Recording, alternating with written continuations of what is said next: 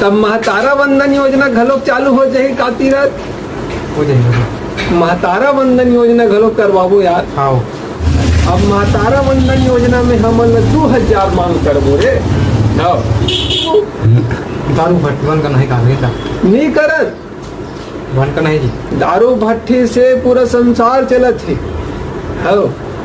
तो रुको जरा, सबर करो, बोला धक्का मुक्की नहीं करने का, आराम से लेने का। हाँ तो भाई का नाम है श्रीदेवी, तोर का नाम है धरवी, पिता का नाम है मिथुन और तोर सास का नाम है ललिता पवार।